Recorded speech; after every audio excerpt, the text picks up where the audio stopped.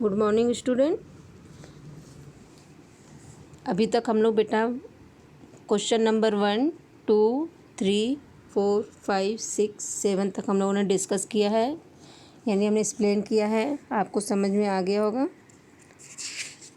आज हम लोग क्वेश्चन नंबर 8, 9, 10, 11 डिस्कस करेंगे और आज हम आपको PDF भी सेंड कर देंगे। ओके, तो आइए देखते हैं क्वेश्चन नंबर 8। कथा वस्तु के आधार पर आप किसे एकांकी का मुख्य पात्र मानते हैं और क्यों? यानी जो आपके सामने जो कहानी प्रस्तुत की गई है उस एकांकी का यानी उस कहानी का मुख्य पात्र कौन है और क्यों है, इसके बारे में जानते हैं। आइए देखते हैं आंसर। प्रस्तुत एकांकी में कई पात्र हैं। गोपाल प्रसाद और राम स्वरूप इस एकांकी में हर जगह मौजूद रहे हैं।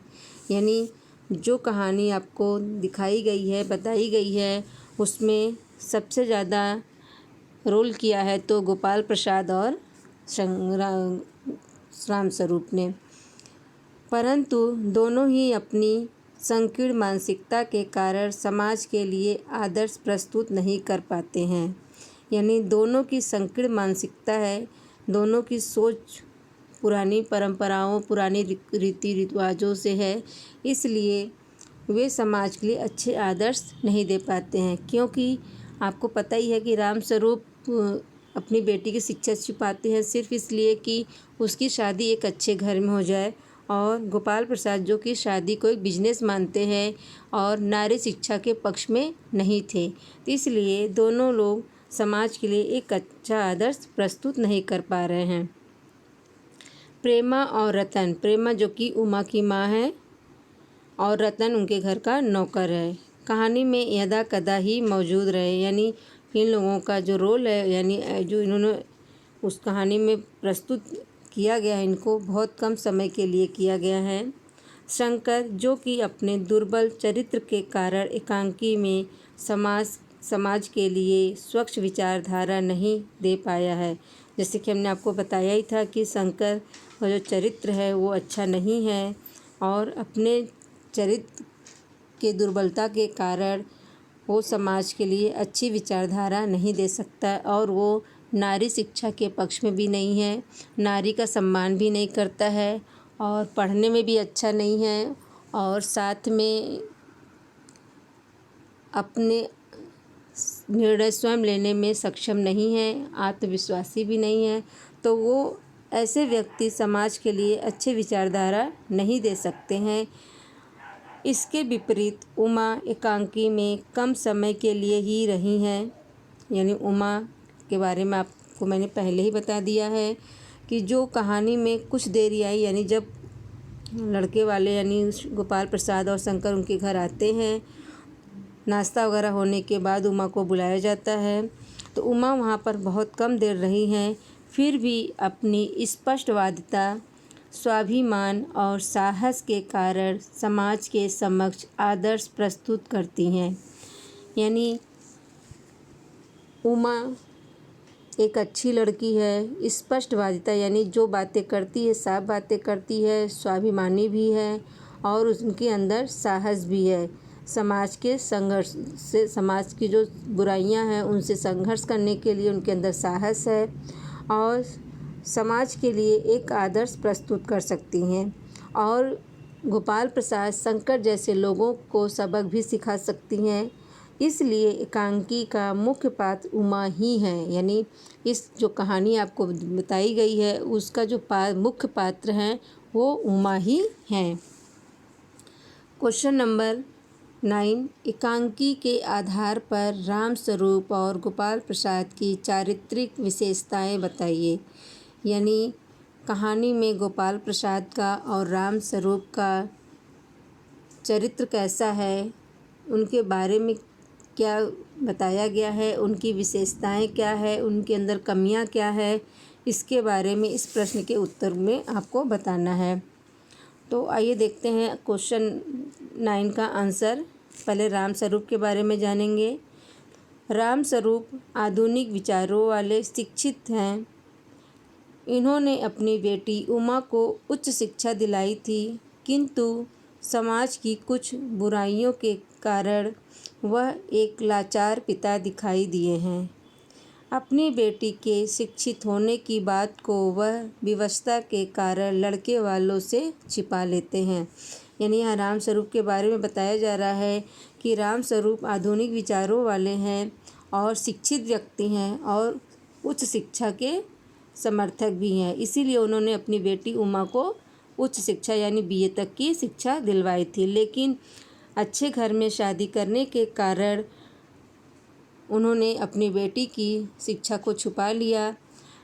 कहा जाता है कि वह निर्णय उन्होंने एक लाचार में लिया था और अपनी बेटी को सुख और समृद्धि के देने के कारण उन्होंने अपनी बेटी की उच्च शिक्षा को छिपा लिया था। आइए देखते हैं गोपाल प्रसाद। गोपाल प्रसाद समाज के प्रतिष्ठित और शिक्षित व्यक्ति हैं। जैसे कि हमने आपको बताया था कि गोपाल प्रसाद पेशे से वकील हैं और उनका बेटा जो शंकर है वो मेडिकल की तैयारी कर रहा है और पढ़े लिखे तो है ही। जब वकील हैं तो आपको जाहिर सी बात है कि वो पढ़े लिखे हैं होंगे ही, किंतु स्त्रियों की शिक्षा को लेकर उनकी सोच संकुचित है। विवाह को वह बिजनेस मानते हैं, यानी स्त्री शिक्षा को वो समर्थक नहीं करते हैं और शादी को भी वो एक रीति रिवाज न मानकर एक बिजनेस मानते हैं। उनको लगता है कि जो शादी की रस्में होती है, जो लेन देन होता है, वो जैसे आप बिजनेस में देखते हैं कि सामान की लेन देन होती है, उसी तरह वो शादी को भी मानते हैं। क्वेश्चन नंबर 10, इस एकांकी का क्या उद्देश्य है? यानी जो कहानी आपके सामने प्रस्तुत किया गया है उस कहानी का उद्देश्य क्या है? आंसर देखते हैं। इस कहानी में समाज के लिए एक संदेश प्रस्तुत किया गया है। इसका उद्देश्य नारी शिक्षा को बढ़ावा देना है। जिनकी सोच स्त्री शिक्षा को लेकर संकुचित है, उन्हें स्त्री शिक्षा के महत्व को बताना है। समाज में स्त्रियों को समान अधिकार और सम्मान दिलाना ही एकांकी का मुख्य उद्देश्य है। आपको ये क्वेश्चन आंसर समझ में आ ही रहा होगा। आइए क्वेश्चन नंबर 11 यानी लास्ट क्वेश्चन। लास्ट क्वेश्चन है, समाज में महिलाओं को उचित गरिमा दिलाने हेतु आप कौन कौन से प्रयास कर सकते हैं? यानी समाज में महिला को सम्मान दिलाने के लिए हम क्या क्या प्रयास कर सकते हैं उसके बारे में डिस्कस करेंगे। हम कुछ पॉइंट्स आपको बता रहे हैं और इसमें आप अपने से भी अगर कुछ पॉइंट्स जोड़ना चाहते हैं तो आप लोग अपने से भी कुछ पॉइंट्स जोड़ सकते हैं। आपको जो पॉइंट सही लगे वो पॉइंट आप इसमें ऐड कर सकते हैं। आइए आंसर देखते हैं। समाज में महिला को उचित गरिमा दिलाने हेतु हम बहुत से प्रयास कर सकते हैं। जैसे नंबर 1, हम सुशिक्षित बहू को स्वीकार कर सम्मान दे सकते हैं। नंबर 2, नारी को शिक्षा दिलाने में सहयोग कर सकते हैं। यानी बहुत सी ऐसी नारी हैं जिनके पास पैसे नहीं होते हैं या शिक्षा प्राप्त करने के साधन नहीं होते हैं, तो हम उनको पुस्तक वगैरह दे के उनकी सहायता कर सकते हैं। या हमारे पास धन है तो हम धन से उनकी सहायता कर सकते हैं। मतलब हम जिस तरह से सहयोग कर सकते हैं हमें करना चाहिए। नंबर 3, उन्हें समाज में पुरुषों के समान अधिकार दिलाने में सहायता कर सकते हैं। यानी बहुत से ऐसे घरों में जहाँ पर आज भी लड़की और लड़कों में भेदभाव किया जाता है और लड़कियों को पर्दे में रखा जाता है, तो हमें ऐसे लोगों को समझा बुझाकर समाज में पुरुषों के समान उन्हें अधिकार दिलाने में सहायता करनी चाहिए। और ऐसे घरों में की जो स्त्रियां हैं हमें उनको आगे बढ़ाने का प्रयास करना चाहिए। नंबर 4, सुशिक्षित कन्याओं को नौकरी दिलाकर उन्हें पुरुषों के समान महत्व दे सकते हैं। यानी बहुत से लोग ऐसे होते हैं, लड़कियां होती हैं कि जो नौकरी के लिए प्रयास तो करते हैं लेकिन उन्हें नौकरी नहीं मिलती है। अगर हमारा कहीं परिचय होता है तो हमें उनके लिए सहयोग करना चाहिए, यानी उनकी सहायता करनी चाहिए। नंबर 5, संकीर्ण मानसिकता वाले लोगों को समझा बुझाकर नारी के गरिमा और सम्मान अधिकार को दिलाना हमारा कर्तव्य है। यानी जो पुराने रीति रिवाजों को मानने वाले होते हैं, कुरीतियों को मानने वाले होते हैं, ऐसे लोगों को समझा बुझाकर नारी की शिक्षा के लिए और उनकी सम्मान के लिए हमें उनकी सहायता करनी चाहिए और उनके अधिकार के लिए हमें भी कोशिश करना चाहिए।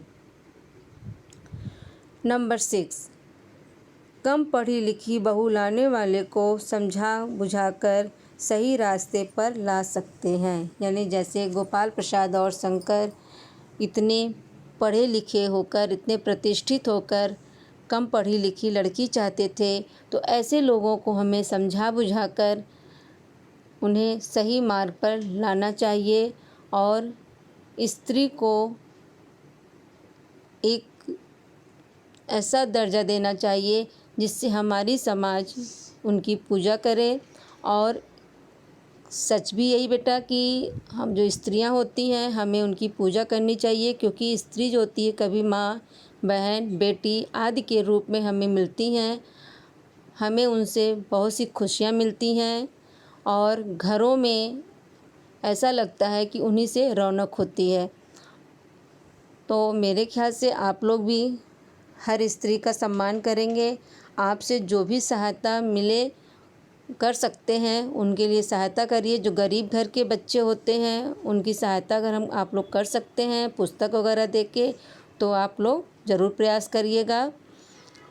और ये वीडियो बेटा हम यहीं पे समाप्त करेंगे, क्योंकि ये क्वेश्चन आंसर आपका कंप्लीट हो गया है। और जहाँ पे आपको न समझ में आए आप हमसे पूछ लीजिएगा, स्लॉट ओपन है। तो ये वीडियो यहीं पे समाप्त करते हैं। Thank you.